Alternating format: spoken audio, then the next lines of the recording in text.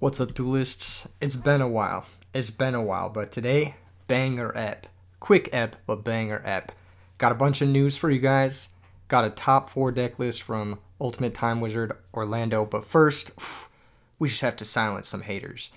Now, about a year ago, I made a tier list video where I said that Gigaplant Supervise was an S tier deck. And these were just some of the comments. They said, Power Tool Plants is super bricky. I built IRL so many bad hands. Alright, fair enough. I tried the Gigaplant deck, aka the quote-unquote S-tier deck. I drew break hands 7 games in I roll. It is more breaky than Monarchs. Perhaps he was trying to say it is more broken than Monarchs. Benefit of the doubt maybe. Strapatone, a powerful Edison duelist. I could be totally butchering your name as well. Says I have to disagree on the Power Tool Plant deck. It's okay, but definitely not S tier. It bricks more than Norlaris, but that's just me. Great video. Thank you, and thank you for the comment, my goat, my OG. And then finally, you are on some crazy copium about the Gigaplant deck. It's so bricky and bad. Damn, I was on some crazy copium over a year ago when I said it was S tier, and here it is, the #1 most represented deck in top 8 at Ultimate Time Wizard Orlando. Shout out to Marcus Lowell. Check him out, Marcus Lowell Yu-Gi-Oh. We're going to be going over his and Prostorm's top 4 deck list. Gigaplant. That's it. It's just Gigaplant. There's no other cards. Just Gigaplant and a bunch of equip spells. Alright, so this is their deck list. I helped Prostorm test it a little bit early on. I posted some videos leaking a few of the ideas, seeing if anyone else would pick up on it, namely the Soul Exchange plus the Mobius, then a few other things here and there, but I didn't want to give away all of their ideas, especially the Super Solar Nutrient. Actually, I think they had 3 Super Solar Nutrient. Am I tripping? Yeah, I am tripping. They had 3 Super Solar Nutrient. I just copied it wrong. Hold up. One of these cards isn't supposed to be here. I don't know which one it is, but you guys will figure it out. Oh my gosh. I gotta fucking look at this. Anyway, the reason I haven't been uploading as much, I think it's a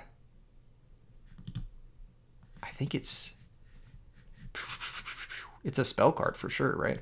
Yeah, it's definitely a spell card. Is it 1 for 1?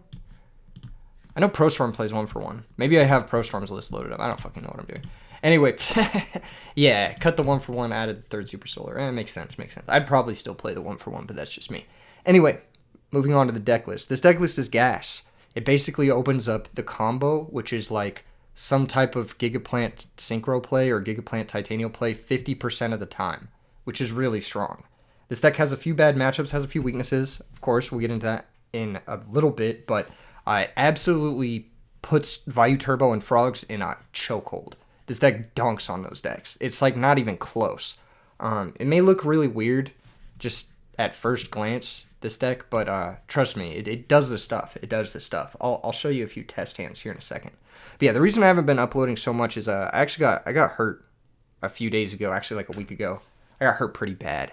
I fell and hit my head pretty hard, like a dumbass, and I've been pretty severely concussed. So I haven't been posting last week, but I'm on the mend, and I've got some exciting news today as well regarding upcoming RBETs and stuff. And videos should be resuming shortly, provided my doctor says it's okay, more or less. But I had to make this one because I was very excited to see Marcus and Prostorm's hard work really pay off, making it all the way to the top 4. And then I think he lost to an unlucky top deck in top 4, which is, once again, unlucky. But yeah, check out Marcus LOL YGO on YouTube.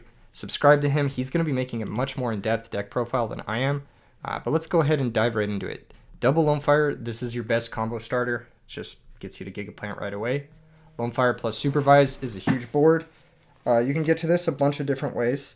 You can get to it with Super Solar, sacrificing a Copy Plant or a Nettles or a Dandelion tokens or whatever. You can also get to it with like DDR plus Gold Sarcophagus, which a lot of people are saying is pretty solid because you Gold Sarc for Lonefire, DDR pitch something, bring out the Lonefire, sack the Lonefire, get your other Lonefire, sack that, get a Gigaplant. You still have your normal summon. You can normal summon Gigaplant, get the Lonefire, and then you can try to high roll into Power Tool and like build a board that way. or whatever. But yeah, no, definitely a strong deck. Definitely a strong deck. And a deck that I think a lot of people are underprepared for, don't really know how to face off against it. It builds a really annoying board. And I'll show you guys that here in a second. Let's just hop into a test hand, solo mode. This deck looks like it's very optimized for drawing some type of combo. This hand here doesn't look like it has a combo. It's pretty unlucky. Let's see, maybe Hidden Armory Mills Lone Fire Blossom.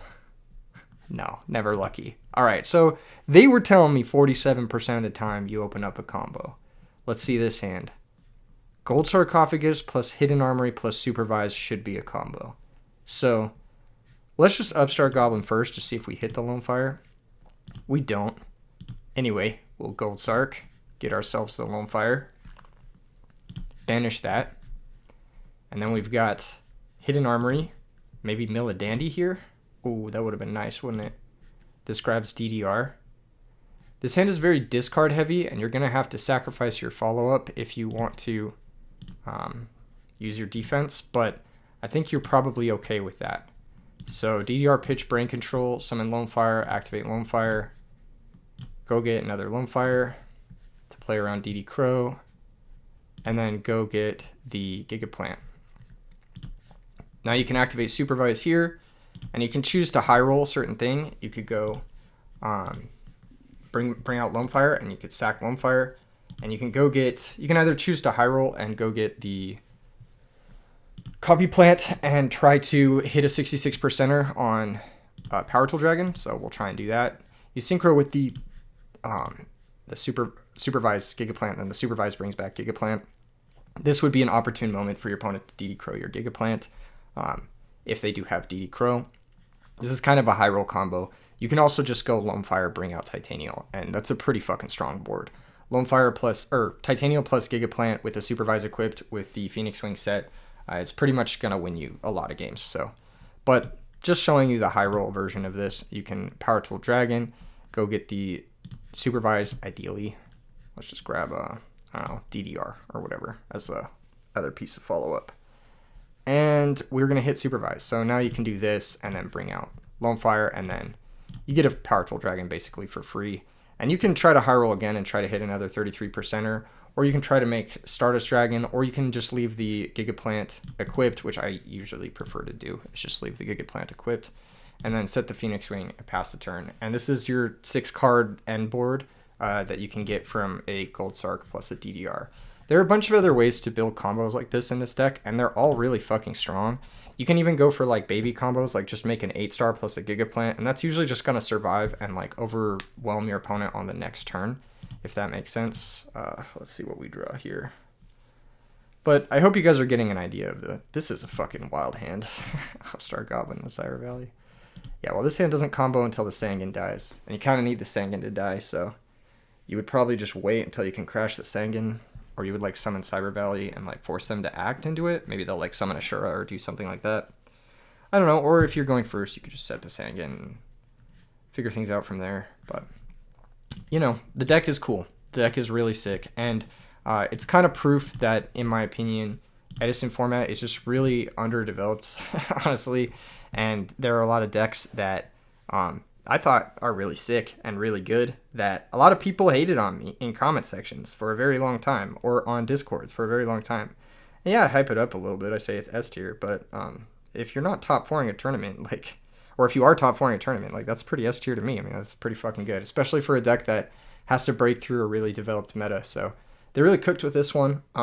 Something about the whole configuration of the list is really, really nice, really clean looking. It looks like it does the job for what it's trying to do, which is build a board and set up a bunch of Snatch Steals or Lavers for the fucking follow-up or whatever.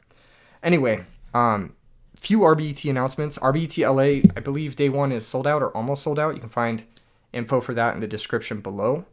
Day 2 is, I believe, a little over half sold out. So if you want to sign up for the back-to-back second day RBET LA, you can still do that, I believe. Check the description below for that link to the Collectors Expo website. That is going to be coming up in a few days. Not few days, few weeks. So that's very exciting. It's going to be the first, like, really massive Edison thing of the year, not counting the Ultimate Time Wizard Orlando. And a few things that I'm going to soft announce right now is that I have confirmed somewhat RBET Chicago and RBET Las Vegas. So if you live in Chicago or you love Las Vegas, stay tuned for more announcements regarding those tournaments, and very excited to share what we've been working on for those, because Chicago is a huge area for Edison format and Las Vegas is my hometown. So it's going to be a really, really great year for Edison.